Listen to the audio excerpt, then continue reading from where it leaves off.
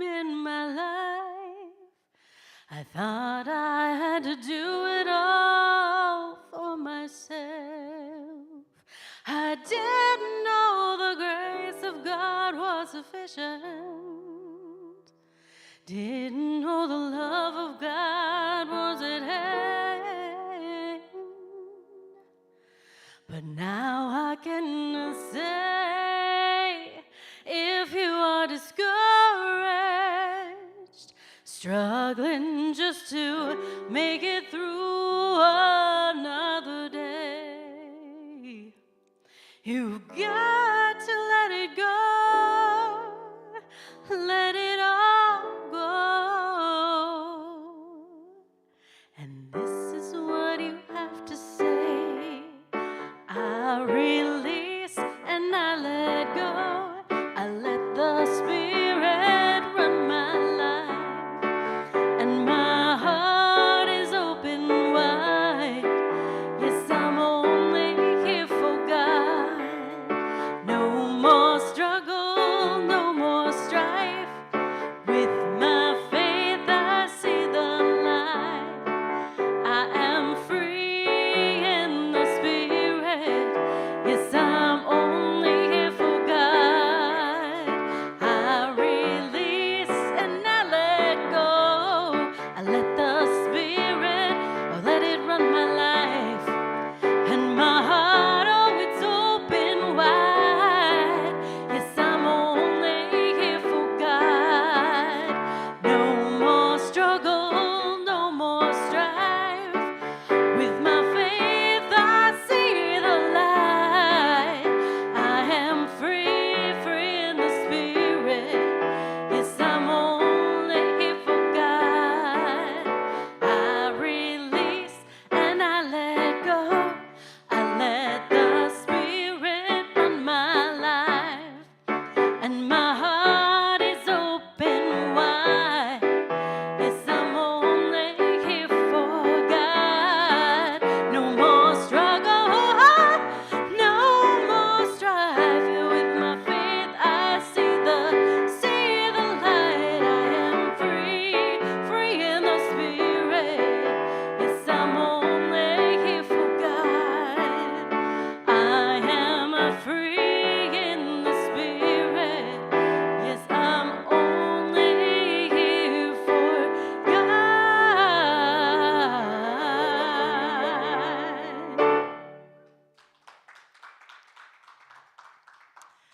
Good morning, everyone. I'm so delighted to see your faces. Welcome to Unity.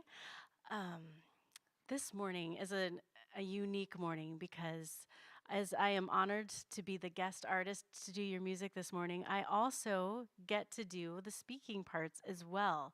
So you may have noticed on our website, the topic for this morning is awakening intuition. Awakening intuition. And when I think about awakening intuition, to me, what that is all about is the journey of spiritual practice. And to awaken intuition, we need to practice being available to hear the whispers of spirit.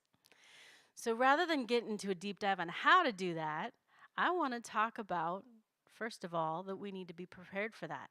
So as we move into our time this morning, when we talk about opening up to intuition, we're talking about tuning in to the life all around you, bringing an understanding that you are one with that life, an individualized creative expression of that one cosmic idea that created everything in our experience. I'd like to quote Ernest Holmes from This Thing Called You. You belong to the universe in which you live. You are one with the creative genius back of this vast array of ceaseless motion, this original flow of life. So we've just entered into the season of Lent. What is Lent, you may ask? Lent is the 40 days leading up to Easter week, and Easter week being Palm Sunday, Monday, Thursday, Good Friday, and finally Easter back again on Sunday. So for those that come from a Christian tradition, you may have heard the mantra of Lent: prayer, fasting, and almsgiving. That's what Lent is about: prayer, fasting, and almsgiving. But what we hear, those in tune with social media, you hear, so what are you going to give up for Lent? That's the big conversation. So today we get to take a look at Lent and maybe view it from a different perspective, and how this is such a great and sacred time to look at that journey of spiritual practice and move into that place, awakening intuition. I feel that Lent, well used, does exactly that, gives us that opportunity to awaken to our intuition. So, when it comes to prayer, fasting, and almsgiving, prayer, the purpose for prayer is communication. It's good when we're in good communication with each other, but it's also important, very important, for us to be in communication with life itself. There is but one life. That life is God's life. And God, being omniscient, which means God knows everything, is all around us. And if we're steeped in this all knowingness, being in that state of prayer, being in conversation with that infinite knowingness, is a powerful way to live. And so Lent is an opportunity to revisit what we're doing with our prayer practice. For fasting, fasting is a tradition that's part of Lent for the purpose of letting go of something. Sometimes we think there are things we need that we actually don't need. And so for fasting, we can see that we can get through a day without food. And sometimes that turns our attention to other things. And in our struggle, what do we turn our attention to? So the idea is that we turn our attention to the source, that source which provides us life. So we turn our attention to spirit, to the universe, to God, as a way of focusing ourselves. In the Christian tradition, they talk a lot about suffering. And in a New Thought tradition, we don't talk about suffering so much. But what I would like to recognize is that if we're going to go on a spiritual journey and recognize who we are and get to the core of our own being, to do that truly effectively and powerfully, it's not always fun. I'm not going to put out there that it's going to be miserable and hard, but we don't want to stop the journey if we are having the experience of hard or uncomfortable. We want to take that invitation to lean deeper into that discomfort. And when we lean deeper into the discomfort, that's when we get better at dancing with life. We become better dance partners when we practice dancing. We become better at living when we learn how to be with things that may cause discomfort in a way so that we become graceful, and then we're no longer so discomfortable. And that's when we become good dance partners with life. And so the suffering that is the focus for other spiritual traditions, while that's not ours, we still want to acknowledge that it's there. And if we need to go there to develop some mastery, understand there's a gift in that. There's a gift to leaning into that discomfort to develop mastery that blesses us so much. And finally, for service, they talk about almsgiving, being of service to those in need. And so many teachings and readings I've come across, if you really want to feel like you have a purpose in life, understanding what your purpose is in that relationship, in that connection to other people, really gives purpose. So that is just so valuable for really understanding what we're up to and why. But first, I want to discuss a little bit about this concept of going on a spiritual journey. So, Lent is a 40-day long season. It's a journey. And as we dive deeper into that concept of prayer and of leaning into the discomfort and being of service, even while we're not feeling very comfortable, and really diving into that, it's a journey. It's a 40-day journey. And if we really give ourselves to it truly, something tends to happen. And that can be spiritual transformation. And spiritual transformation is a beautiful thing to aspire to. But I just want to be real for a minute here. It can be yucky. And so today, I'd like our focus to be about preparing for that spiritual journey. So I have some things that we might need. I always teach my kids they need to keep everything in a bag so they don't lose it. So we have our bag. And the first thing that we might need is a pillow. And the reason that we need a pillow for our spiritual journey is because it's very important to understand that understanding and assimilating new information that changes our perspective can be exhausting. Many of us have heard that as we move about in the world, our brain thinks about things and it gets in practices and it thinks about things in the same way again and again, and it develops these little neural pathways. When we change our perspective, when we take brand new information and incorporate it into what we already understand, in order for that picture to come into focus, we have to rebuild some neural pathways. It can be exhausting, like literally knock you out.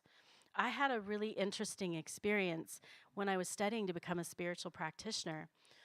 I would need to do some reading, and the reading was very deep and very profound, and we needed to do a lot of it. And so, of course, I'm just wanting to blaze through it. And of course, we're so good at shooting ourselves. I should do this by a certain amount of time. If I use my time well, I can manage this.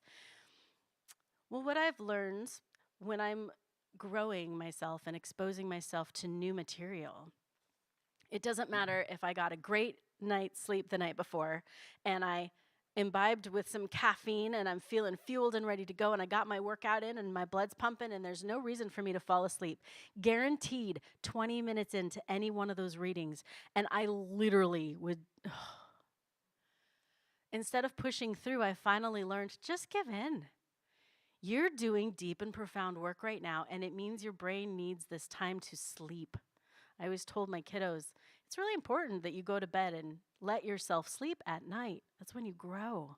It's true. It's when our bodies grow. It's when our bodies develop. So if we're putting all this new information on ourselves, we need to allow ourselves the rest it takes to process that.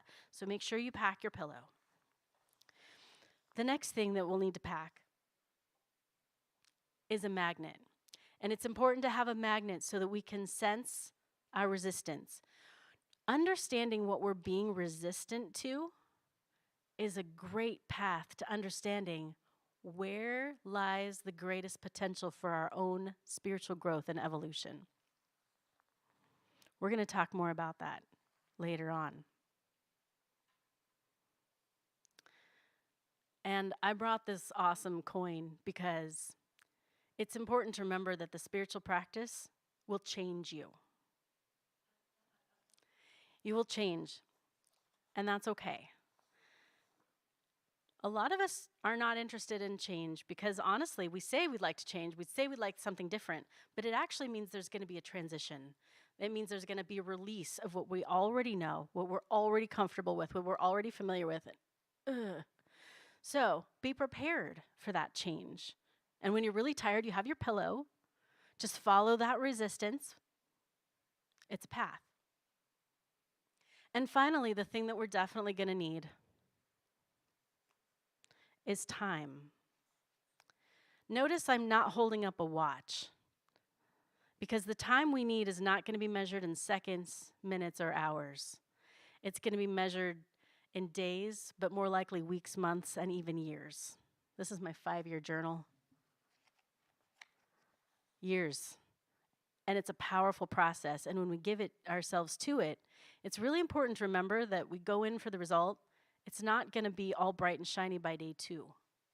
There's going to be some nights, sometimes it feels like a dark night of the soul. But the good news is, it feels yucky when you're disarranged because you're transforming who you are and how you show up. And it's okay and it's safe to do that work.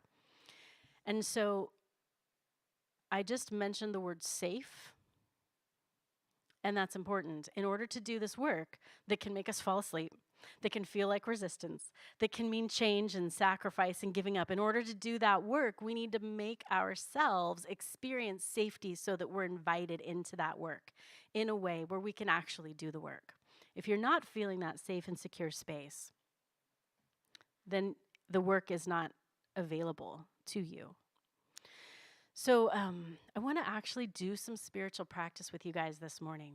And so I want to just prepare that space. So it's like now that we've got our bag packed, now we need to pack our car, prepare the space. So we want to just prepare that space and just allow ourselves to clear out and receive information. So the rest of our service is going to be a combination of meditation and receiving information to just allow that to come into our being. So I have a song that I wrote that I would like to sing, and just allow yourself to let the music wash over and through you. And some of you have heard the song before, and if you feel like you want to sing at home along with me, please do it. It creates a vibrational resonance within your being that will deepen your process. If you're here in the room and you want to sing with me, please do.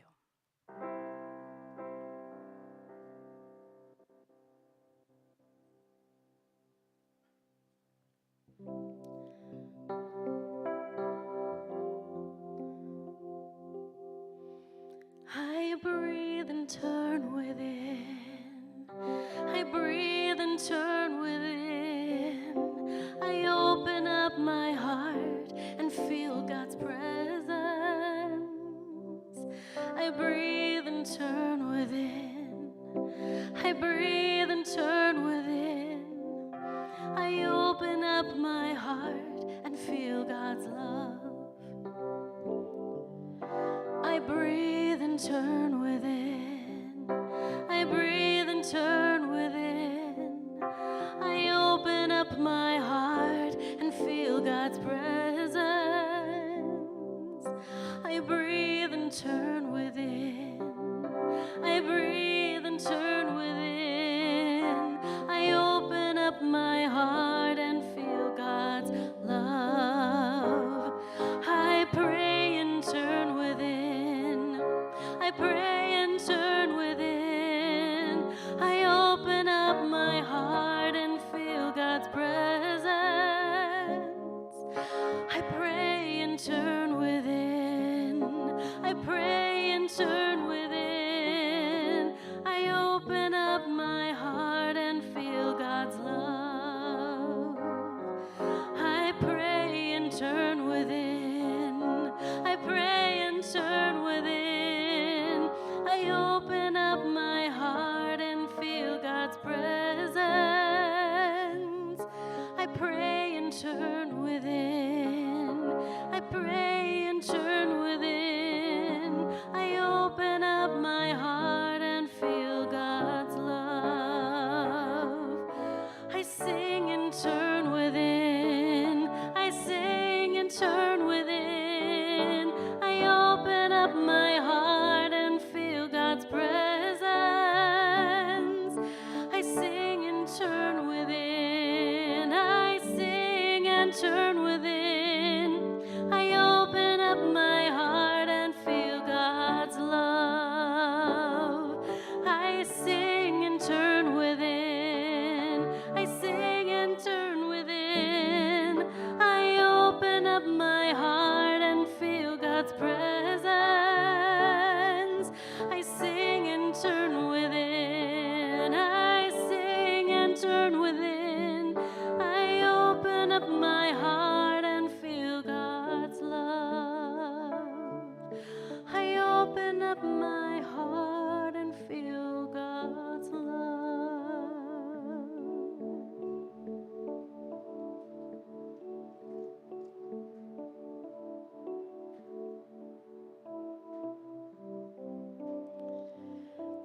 So silence is helpful.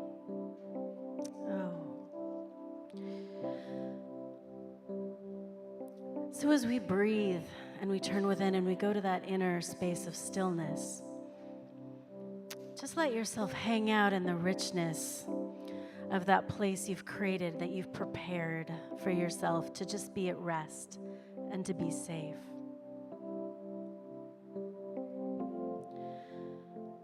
I have some readings I'd like to share with you while you hang out in that space. You can keep your eyes closed, or you can open them, whatever's comfortable. Just allow yourself to stay in that space of just peacefulness. From the book, Stillness Speaks by Eckhart Tolle. In the introduction, it says, "A true spiritual teacher does not have anything to teach in the conventional sense of the word. Does not have anything to give or to add to you, such as new information or beliefs or rules of conduct. The only function of a teacher is to help you remove that which separates you from the truth of who you already are and what you already know in the depth of your being. The spiritual teacher is there to uncover and reveal to you that dimension of inner depth that is also peace.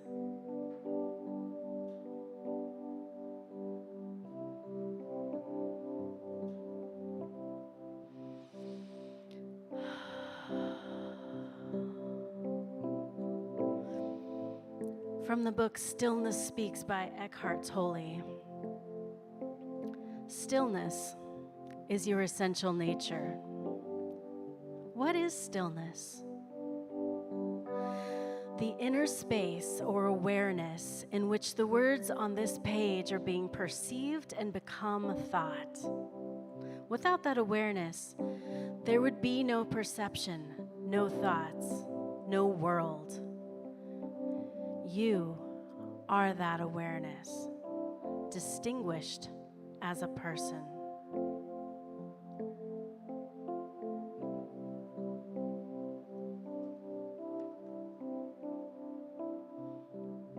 Silence is helpful, but you don't need it in order to find stillness. Even when there is noise, you can be aware of the stillness underneath the noise, of the space in which the noise arises. That is the inner space of pure awareness, consciousness itself. You can become aware of awareness as the background to all your sense perceptions, all your thinking. Becoming aware of awareness is the arising of inner stillness.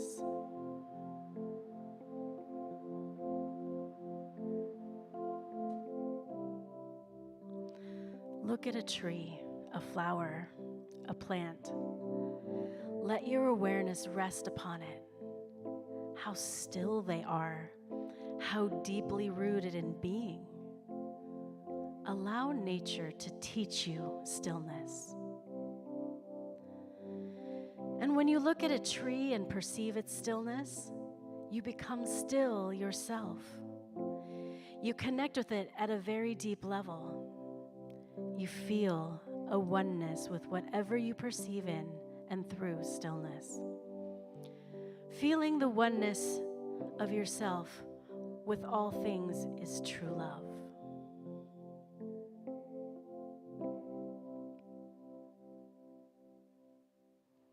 Thank you, Eckhart Tolle, for those words of stillness. One of my dear friends shared with me stories about a tree that grew close to her home. She told me about the sacred time she spent in its shade, the wise old faces she would see in the patterned bark, and the stories of the history that happened on the ground right there adjacent to it. I visited this tree with her on more than one of her visits, and it was heartbreaking to receive her call a couple months ago telling me that the tree had been diagnosed with a disease and would be cut down. So though the tree was in Colorado, Spirit knows no bounds of time and space, so I listened to the tree, and she gave me this song.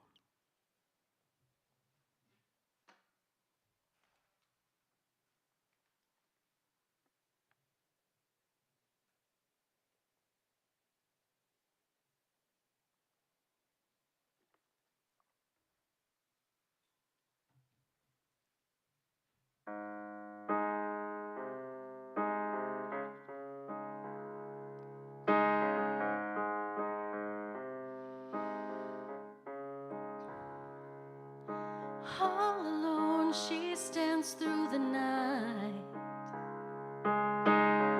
Her branches stretch toward the pale moonlight.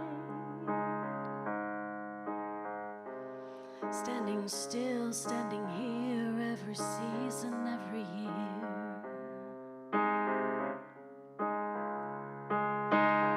All the wisdom of the rings, they run so deep. All the time she waited here for me to see, making holy space on holy ground, making home for me to come back around.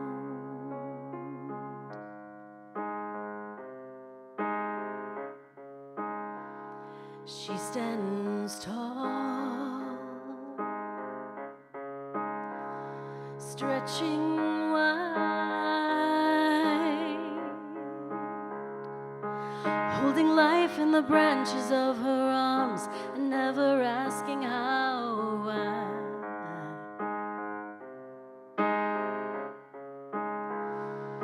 She's a sign for the people and a sign of the times. Her faces show me strength and courage to abide. Her life-giving presence cleansing my mind, knowing her purpose, standing through time, drawing me nearer to her mystery, branching through our history.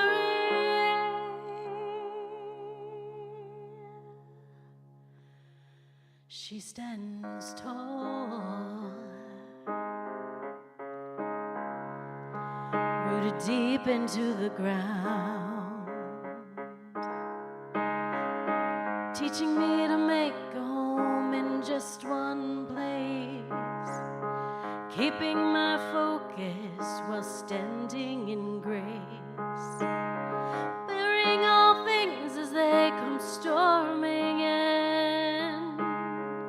The seasons blow through and I just know one thing is true: there's beauty to be held where I stand. The sacred life beneath my feet and in my hands. I stand for all the time the flood came through, and I stand here with you.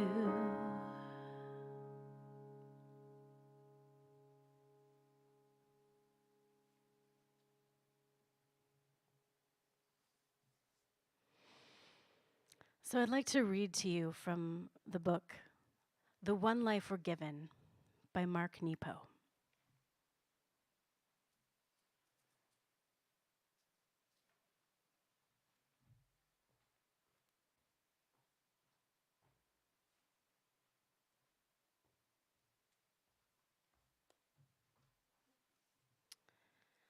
This is on page 119.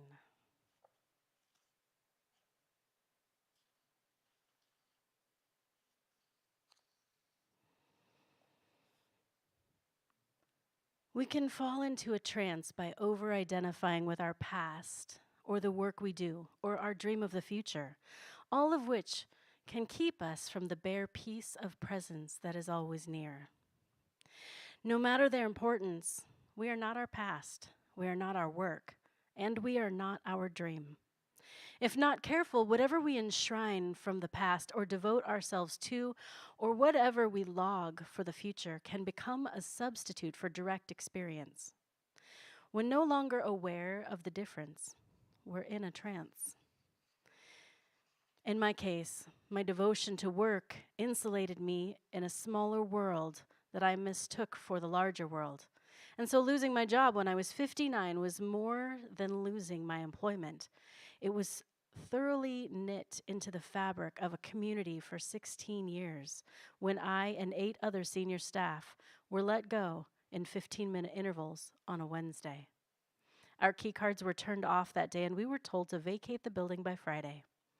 I was jettisoned out of a world I had loved for years. After tumbling in loss and uncertainty for months, I had a sense of waking from a trance. I began to remember my life before coming to this world. I'm not saying the world I helped build for 16 years was false, but immersing myself so completely in that world, I had suppressed parts of myself in order to belong. By doing so, I lost touch with the larger, deeper, more original world. I've done this with relationships throughout my life, too. You may have as well. Beneath the pain of being cut off and the fear of being jobless, which made a crack in the trance, I felt a sense of liberation. I felt a sense of return to something more foundational, as if these 16 years had been a journey within a journey. While in the trance, I'd only seen the world through my immersion in work until something terrible happened that restored the miracle of the sky as sky and dirt as dirt. Suddenly, the life shattered, revealed the life that it was resting on. No one is exempt from this process. Yet thrown under and tossed ashore, we keep breaking into something durable and precious. The way a shell I found on Lake Michigan was scoured by the sea, tossed ashore to bake in the sun, retaken by the night tide, scoured smoother, spit out again and reclaimed again and again. It barely resembles what it began as. And like this shell, I barely resemble what I began as. We're always pulled between the surface and the deep, between the fear and the pain of any sudden rip in our lives and the bare presence that waits below any history we've endured.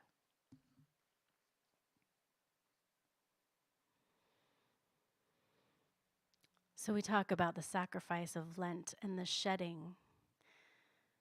There's a discipline to being authentic and honest with yourself. When he talks about this place, this depth, this unlearning, the world does what the world does, but what is real is that which is real. And there's something about each of us inside of our own being that is the truest idea of who we are. And so we go into the space of silence, into the space of stillness and rest, that we may find a safe place to do the work of uncovering our authentic selves. And so as we dive back into that meditative space, I have another song to share with you.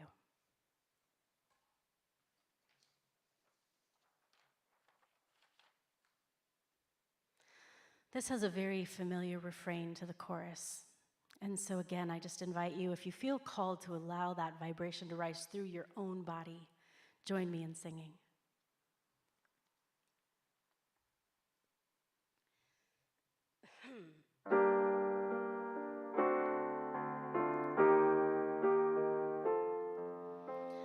Om Shanti, Om Shanti, Om Shanti, Shanti, Om. Om Shanti, Om Shanti, Om Shanti, Shanti, Om. Om Shanti, Om Shanti, Om Shanti, Shanti, Om. Om Shanti, Om Shanti, Om Shanti, Shanti, Om. Peace inside my mind, God, and only God is moving me. Peace inside my mind, God, and only God I live to see. Peace inside my mind, God, and only God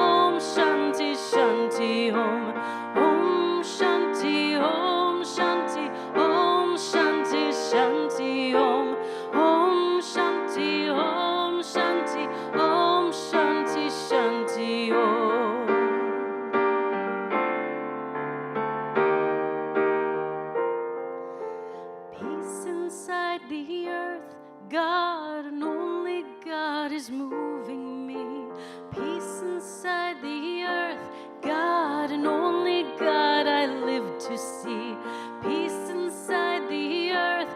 God and only God is moving me. Peace inside the earth. God and only God I live to see. Om Shanti, Om Shanti, Om Shanti, Shanti Om. Om Shanti, Om Shanti, Om Shanti, Shanti Om. Om Shanti, Om Shanti, Om Shanti, Shanti Om. Om Shanti, Om Shanti, Om Shanti, Shanti Om.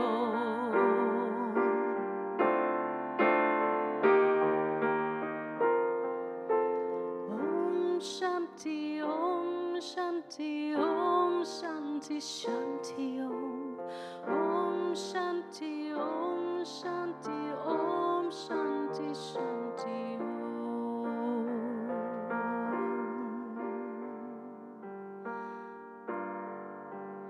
Where there is peace in my mind, there will be peace in the earth.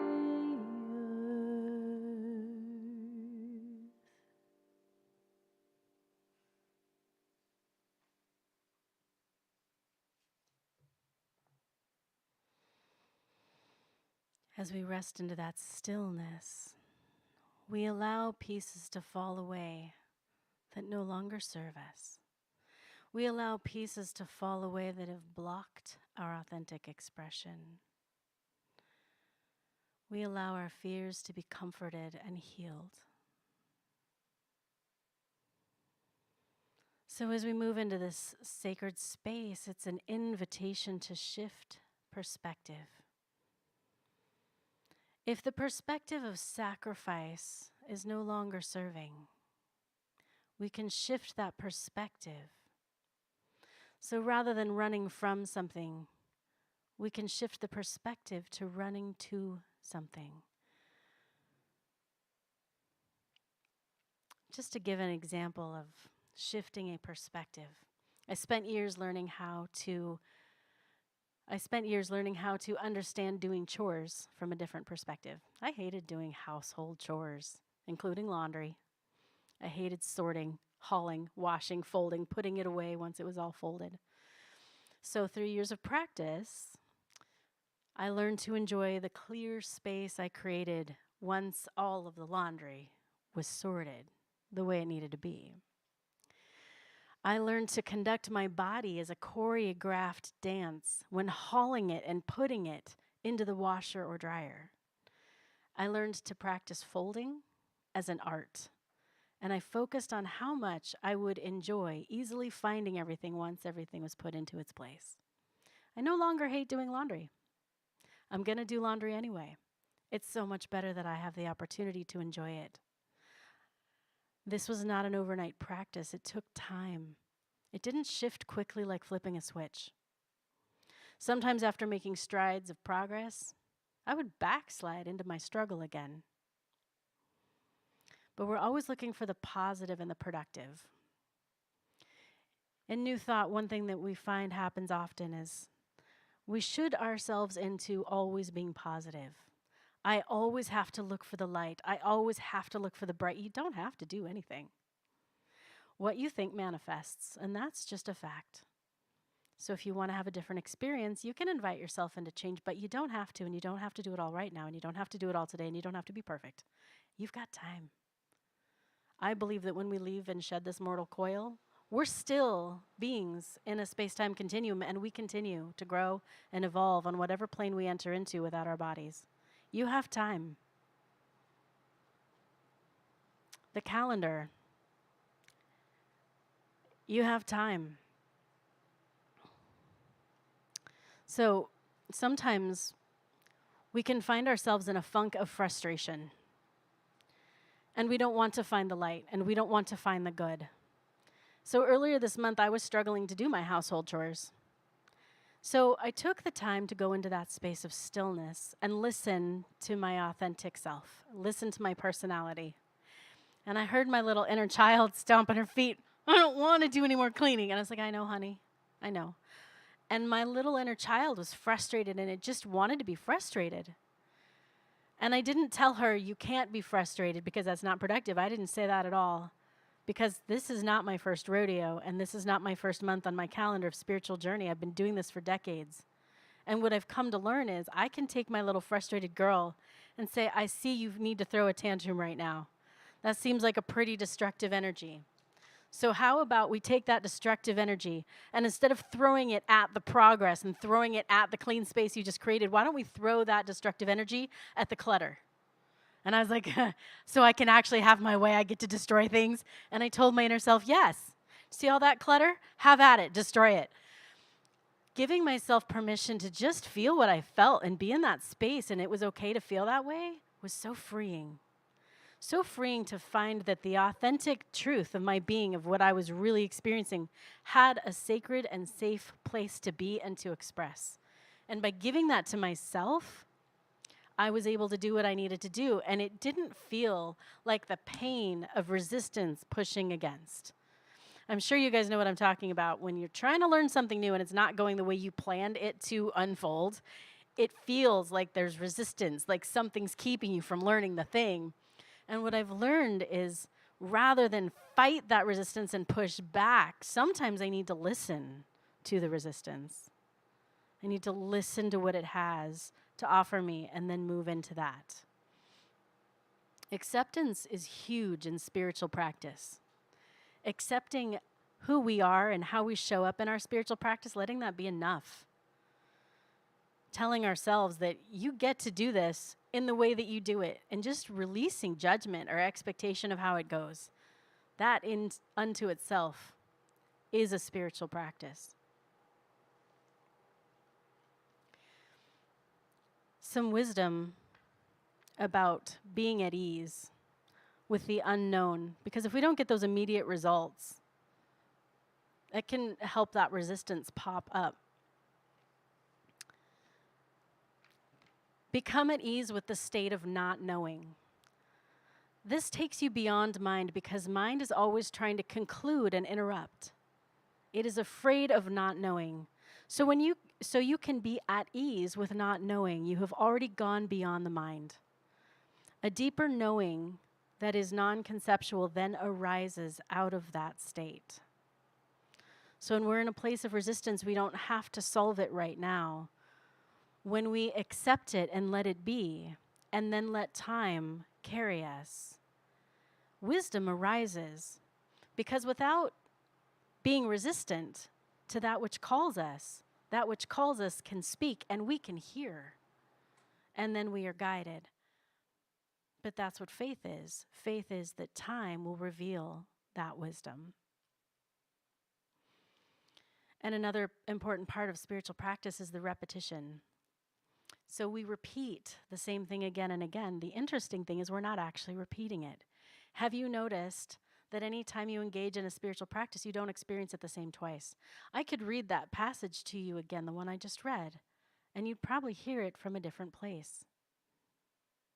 Because as we grow, we see things differently and we perceive things differently. So repetition is so important. So I want to talk about the practice of return. I have a reading from The One Life Forgiven Again by Mark Nepo. Mark Nepo is a fantastic author. If you haven't discovered him yet, I have several of his books. He's lovely.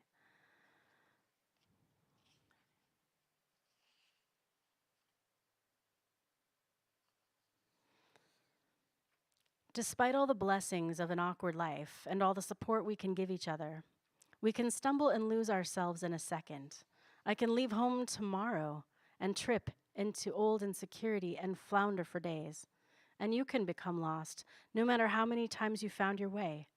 Accepting how quickly your course can change opens each of us to the practice of return. Being human is always be in return to sacredness, to wakefulness, to the fact that we're on the same journey, alone and together. We're safe, then afraid. We're calm and then agitated. We're clear and then confused. We're enthusiastic and then numb. We long for the moments of lift, run from the moments that weigh us down. But the inescapable rhythm of life lifts us and weighs us down by turns, just as the ocean swells and dips with each wave.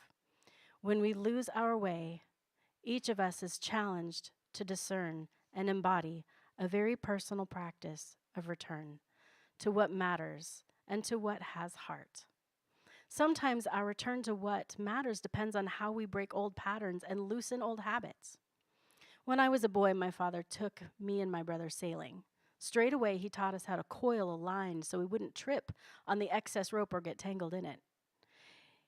He learned this in the Navy. A few years later, the line on the bow that we'd used to dock would almost coil itself. Then, on a breezy day, my father said we needed to use that line for something else and taught us how to work it in our hands a little each day in order to break it of its habit of coil. It took over a month for the line in the bow to loosen and soften enough to be of use. All these years later, my father is gone, and I can see that the habit of coil applies to more than just rope. It takes time to soften the habits of our heart and mind, to work them in our hands a little each day, in order for the heart and mind to be of use somewhere else. I've noticed that when coiled too tight, my fear makes me shrink till I feel like a little boy in a man's body. When I'm able to soften my fear and quiet it, I return to full size. What's more, when I can assume my full stature, not larger or smaller than I am, I'm more alive. When I assume my full stature, I'm closer to life and can see more clearly. When I'm a little boy in a man's body, it's hard to see, for I'm nowhere near my eyes. We need our spiritual practice to help train ourselves to move through that unnecessary fear so we can act intentionally instead of react in a stressful situation, so that we can find peace when anxiety creeps in. When we get centered in stillness, we understand that we are safe. We are safe to do the scariest thing any person has ever done: sincerely look in the mirror. I've learned that I need to stop and listen to myself when I see some certain markers. If I notice I'm showing up late or procrastinating, maybe not preparing or feeling suddenly grumpy, those are signals that I'm probably resisting something and I need to stop and listen and ask myself, what are you resistant to? And once I listen and hear, it's not for me to solve the problem. It's for me to listen and say thank you and hear that authenticity of my being and just let it be. And placing that hearing that and placing that information into wisdom. Wisdom always answers back, and I know what I need to do next. So some things that people do when they don't feel safe, they might find themselves wanting a snack or feeling really tired. Sometimes people get angry. They feel like controlling things. Maybe they're lying, ignoring a situation altogether, going shopping, wanting a drink. There's a lot of things that we do to distract ourselves when we're not feeling safe. So it's important to know how to cultivate that safe space that we can go into stillness and listen, and just listen. In that stillness, we can take the time to do the contemplation and the work in discovering what parts of ourselves feel hidden, forgotten, obscured, or unseen. So in recognizing ourselves and seeing that we are safe, understanding that we can simply just be, we find ourselves alive. When we free ourselves from the baggage that we carry, we allow our authentic self to be free. Eckhart Tolle in Stillness Speaks on page 21, he says, "There is an aliveness in you that you can feel with your entire being. It's not just in the head. Every cell is alive in that presence in which you don't need to think. Yet in that state, if thought is required for some practical purpose, it is there. The mind can still operate, and it operates beautifully when the greater intelligence that you are uses it and expresses itself through it.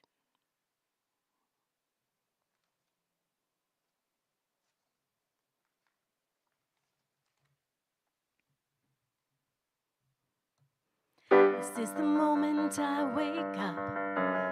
In this moment, fill my cup. In this moment, time is on my side. Here and now, I take a vow to be led by love when I'm hurt somehow. Opening up to accept something greater.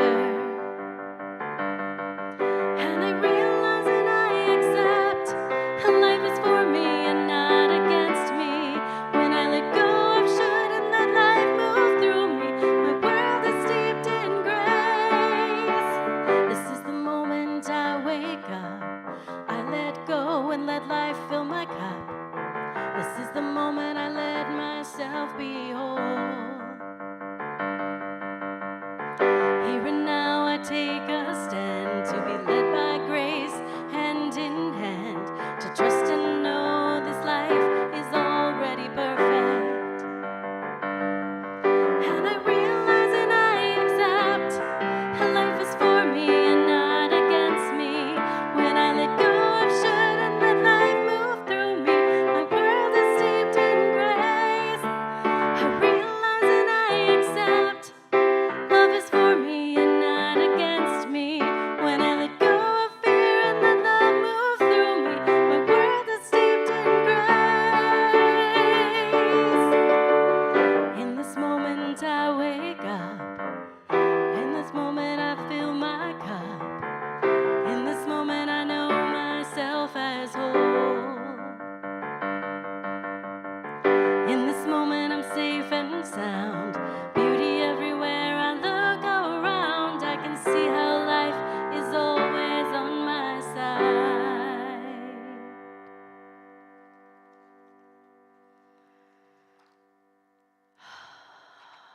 So as we just take a moment to conclude our time and just that stillness, that space, and to receive this wisdom, we just bring our full attention back to where we are, into the room that we're in. And we just close this sacred meditative time with gratitude. So grateful for this time, so grateful for this opportunity to understand authentically hearing myself. So before we conclude our service today, I have some announcements. First of all, if you feel inspired by today and you want to give back to that which is spiritually feeding you, Unity of Tacoma would love to receive a financial donation. There is a donation button on our website at unityoftacoma.com, and hopefully you've been seeing some information on your screen. So we encourage you to support Unity of Tacoma so that we can continue these programs. More announcements. We are postponing our sandwich making this month. Reverend Lori will let you know when it's going to be rescheduled. Next Sunday, March 5th, join us at 10 a.m. for our guest speaker, Nettie Wayne from Wayne Bodywork, and special musical guest, Haley Bell. Also, mark your calendars for Sunday, March 26th, after our Sunday message. We will be having a World Cafe discussion about our plan and vision for the future of Unity of Tacoma. And it never really feels like the service is over till we've all stood together to sing Let There Be Peace on Earth. So I'd like to invite you to stand and sing with me our closing song.